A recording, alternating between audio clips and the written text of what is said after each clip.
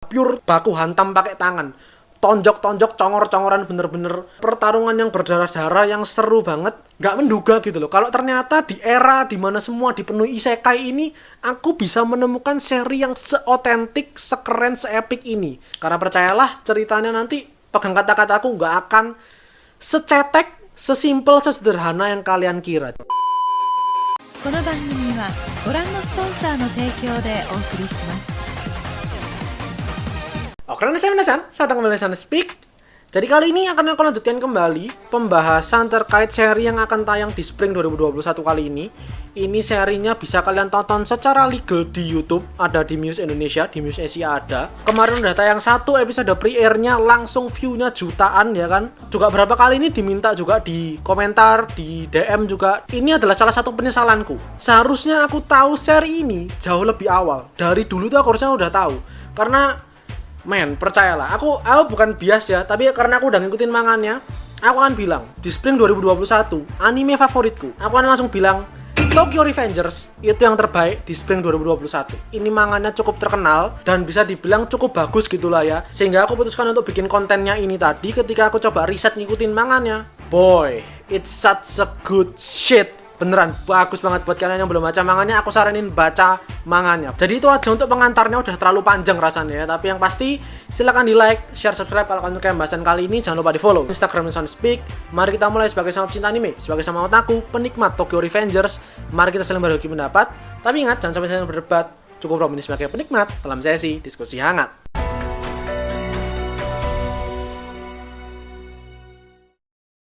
Tokyo Revengers. Jadi mungkin untuk mengawali, aku akan kasih gambaran Tokyo Revengers. Itu adalah sebuah kombinasi, sebuah fusion dari Crow Zero dan Steins Gate. Ini yang aku nggak menduga itu ketika pertama kali aku ngeliat covernya, ketika ngeliat trailernya, aku kira ini ya kayak Crow Zero gitu, pertempuran antar geng gitu ya, perkelahian anak SMA. Aku kira sebatas itu. Tapi ternyata jauh lebih menarik, jauh lebih dalam, jauh lebih berkonflik daripada itu. Jadi kita mulai seperti biasa dari sinopsisnya dulu. Sinopsisnya kalau udah nonton kemarin pre-airnya, kalian udah ngerti itu kurang lebih intro ceritanya ya seperti itu. Meskipun menurutku itu agak terlalu cepet ya di pre-airnya itu. Entah apakah nanti yang bener-bener sudah tayang resminya itu cerita episode pertamanya secepat itu atau enggak. Karena ada beberapa scene di manganya itu yang agak dibuang-buang gitulah di pre-airnya itu tadi. Jadi Tokyo Revengers ini ceritanya berpusat pada Takemichi Hanagaki. Dia ini seorang lulusan SMA, umurnya itu udah 26 tahun, tapi hidupnya tuh yang nonton Gintama pasti tahu lah, Madao itu apalah ya. Ya orang-orang Madesu lah, orang-orang yang nggak punya masa depan yang cerah gitu lah, masa depannya suram, kehidupannya sekarang pun juga suram gitu lah. Karena dia tuh kerjaannya bisa dibilang ganti-ganti pekerjaan, tapi di semua pekerjaan itu dia nggak pernah ada yang bener. Dia tuh mesti melakukan kesalahan, dipecat, minta maaf dan seterusnya kayak gitu, sehingga dia sampai di titik dimana kok hidupku tuh gini-gini banget gitu ya, hidupku tuh kok susah banget gitu rasanya, aku tuh salah dari mana sih emang. Terus satu ketika dia lagi nunggu KRL gitu ya, Shinkansen di Jepang tuh, tiba-tiba dia jatuh ke relnya dan udah di depan mata tuh udah mau ditabrak sama keretanya ini tadi. Nah, tiba-tiba dia tuh dapat flashback, kilasan masa lalunya dia ketika dia masih SMA, ketika dia masih jadi anak yang agak berandal, bukan berandal banget ya, agak berandal gitu. Intinya dia dapat kilasan flashback itu tadi dan dia mengira ya itu flashback karena namanya orang mau mati gitu kan ya. Sampai akhirnya di mimpinya itu tadi itu dia menyelamatkan seorang bocah yang lagi dipalakin sama preman-preman gitu. Terus setelah mereka berkenalan, mereka ngobrol-ngobrol, ternyata anak kecil ini tadi itu, adik kecil ini tadi itu namanya Tachibana Naoto, yang mana sebenarnya adalah adik dari mantannya dia waktu SMA, yaitu Tachibana Hinata, yang sebenarnya di kehidupan yang sekarang dia sama adiknya ini tadi itu baru aja meninggal. Tachibana Hinata sama Naoto ini terlibat kerusuhan pertempuran antar geng. Sebenarnya Tachibana Hinata ini nggak salah apa-apa gitu, tapi ya karena namanya keributan gitu lah, dia jadi sebuah korban yang nggak terduga gitu lah, yang tiba-tiba kena serangan dan akhirnya meninggal. Nah, karena si Takemichi-nya ini tadi itu udah ngerti kalau ternyata dua orang ini itu nanti bakal meninggal beberapa tahun dari sekarang, dia ngomongin lah, jagain lo, kakak kamu itu jaga baik-baik. Terus akhirnya dia bersalaman, dia pamitan sama bocilnya ini tadi. Tiba-tiba dia terbangun, tersadar, dan ternyata itu bukan flashback sebelum dia mau mati, dan dia bahkan belum mati. Kejadian di mana dia kembali ke masa lalu, bertemu dengan si Tachibana Naoto dan semua teman-teman SMA-nya dia, ternyata itu bener-bener real, asli, sebuah kejadian supernatural yang baru aja dia alami. Dan ternyata sebelum dia ketabrak sama kereta itu tadi, dia itu diselamatin sama Tachibana Naoto dari masa sekarang. Jadi ceritanya si Takemichi ini tadi itu ketika di flashbacknya dia kan bilang untuk jaga kakaknya baik-baik gitu ya. Nah si Naoto-nya ini tadi itu bener-bener megang pesannya itu tadi, dan dia itu ketika gede dia jadi anggota kepolisian, jadi seorang detektif supaya dia bisa mengusut, mencegah kematian kakaknya ini tadi. Jadi kondisi supernatural si Takemichi ini tadi ketika dia kembali ke masa lalu itu ternyata real, bener-bener berdampak, dan dia mengubah masa depan. Ya bisa dibilang karena itu di masa lalu ya dia mengubah masa depan. Masa sekarang yang seharusnya terjadi itu realitanya berubah. Akhirnya si Naoto ini bilang, dianya memang tetap selamat, dianya udah jadi polisi, tapi sayangnya kakaknya tetap mati. Nah maka dari itu dia mengajak si Takemichi ini tadi, si mantan kakaknya ini tadi, untuk kerjasama sama aku. Kita cegah kematiannya kakakku, kita cegah kematiannya Tachibana Hinata. Dia akan berjabat tangan dengan Naoto, dan jabat tangan inilah itu yang akan menjadi trigger atau yang menjadi kunci supaya dia bisa kembali ke masa lalu dan kembali ke masa sekarang, bisa time travel itu tadi. Dan dengan kekuatan time travelnya ini tadi, dia akan menyelamatkan Tachibana Hinata, mantannya ini tadi, yang seiring berjalan waktu nggak cuman si Hinata doang.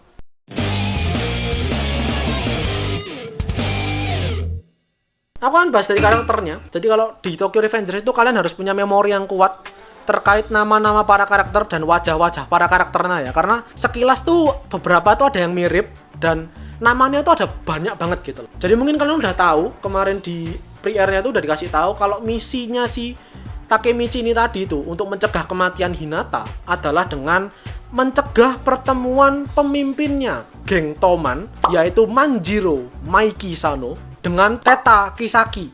Nah si Takemichi ini tadi ketika dia kembali ke masa lalu, intinya dia itu berhadapan dengan salah satu pentolannya geng Toman ini tadi. Karena kegigihannya dia itu, dia nggak mau kalah, dia pengen berusaha untuk mengubah masa depan di mana Hinata itu nggak pernah mati. Ini ketua gengnya ini tadi nggak diundang, nggak dicariin, nggak gimana-gimana, datang sendiri, nongol sendiri. Bocah namanya Maiki ini, dia ini adalah pemimpin geng Toman ini tadi, Tokyo Manji. Jadi Toman itu kepanjangannya Tokyo Manji buat yang belum ngerti.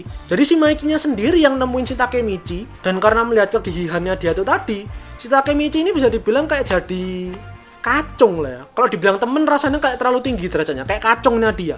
Meskipun kala itu Takemichi-nya belum resmi bergabung dengan geng Toman. Selain itu, karena Takemichi ini udah jadi kacungnya si Maiki ini tadi, ketua gengnya, maka otomatis dia ketemu dengan semua anggota-anggota geng Toman. Nanti kita akan ketemu dengan Ken Ryuguchi atau Draken. Dia ini adalah wakil ketuanya Toman, dan percayalah nanti dia akan punya peran yang cukup penting dalam cerita. Kita nanti akan ketemu dengan Kapten Divisi 1-nya Toman, Keisuke Baji, Kapten Divisi 2, Takashi Mitsuya, Kapten Divisi 3, Haruki Hayashida alias Pacin, dan beberapa anggota-anggota Toman lainnya nanti yang punya hubungan erat, yang merupakan mantan anggota, yang merupakan salah satu anggota pendiri. Nanti banyak banget ceritanya akan mulai menyebar. Nah misinya si Takemichi ini tadi untuk mencegah kematian Hinata nanti akan semakin luas, semakin terbuka dengan bertemunya dia dengan semua anggota-anggota Toman ini tadi. Daya tarik dari seri ini itu menurutku ada 3 sih ya. Pertama, jelas actionnya tuh ya kayak, kalau kalian pernah nonton Crow Zero ya kayak gitulah kurang lebihnya ya. Nggak ada tuh kekuatan supernaturalan pakai segala macam jurus-jurusan. Nggak ada, pure baku hantam pakai tangan. Tonjok-tonjok, congor-congoran, bener-bener pertarungan yang berdarah-darah yang seru banget. Dan memang harus kuakui meskipun actionnya ini menurutku keren gitu ya, tapi ini memang bukan daya tarik utamanya dari Tokyo Revengers. Daya tarik utamanya itu adalah alasan kedua sama ketiga. Alasan kedua, ceritanya itu time travel. Sekali lagi aku ulangin, aku tuh terkejut ketika aku ngikutin mangannya, karena aku kira ini sekilas ya kayak Crow Zero gitu, pertempuran antar geng, sesederhana itu. Tapi ternyata enggak gitu. Ternyata bahwa si Takemichi ini tadi itu harus kembali ke masa lalu, mencegah sebuah event, sebuah fenomena, sebuah momen yang nggak boleh sampai terjadi, yang mana itu kita percaya sebagai trigger atau sebagai kunci yang menjadi malapetaka di kehidupannya Takemichi yang sekarang. Jadi time travel itu juga akan menjadi alasan. Dan yang ketiga, time travelnya ini ya enggak, ya itu tadi kayak aku bilang, enggak sederhana. Iya kalau ternyata yang menjadi pemicu di mana Hinata, mantannya si Takemichi ini itu mati, itu cuma satu hal. Dan itu bener cuma satu itu doang. Gimana kalau ternyata lebih rumit? Fenomena yang menyebabkan kematian Hinata itu enggak sesederhana yang kita kira. Gimana kalau ternyata nanti banyak plot twistnya? Gimana kalau nanti ternyata banyak misteri, banyak rahasia? Gimana kalau ternyata lebih banyak pihak, lebih banyak orang yang terlibat? Percayalah itu akan menjadi daya tarik. Kalian ketika nanti nonton animenya atau kalian mau nyoba ngikutin manganya buat yang belum ngikutin, kalian benar-benar akan merasa apa ya? Kalianlah yang akan jadi Takemichi. Kalian akan segitu gregetannya berusaha semaksimal mungkin gimana caranya supaya masa depan itu bisa berubah, supaya Hinata mantanku ini nggak mati dan teman-temanku lainnya juga nggak akan bernasib sial, nggak akan bernasib buruk. Karena percayalah ceritanya nanti, pegang kata-kataku, nggak akan secetek, sesimpel, sesederhana yang kalian kira. Ceritanya akan panjang banget, belibet banget, rumit banget, dan itu yang menjadi daya tarik kerennya dari seri ini. Jadi itu pembahasanku untuk Tokyo Revengers. Semoga semakin menarik minat kalian untuk ngikutin seri ini, karena aku yakin sini nanti begitu animenya bener-bener tayang episode 1, 2, dan seterusnya, pasti juga bakal menjebol trending berkali-kali kayak Kimono Jihen kemarin. Dan yang aku pengen lempar ke kalian, apakah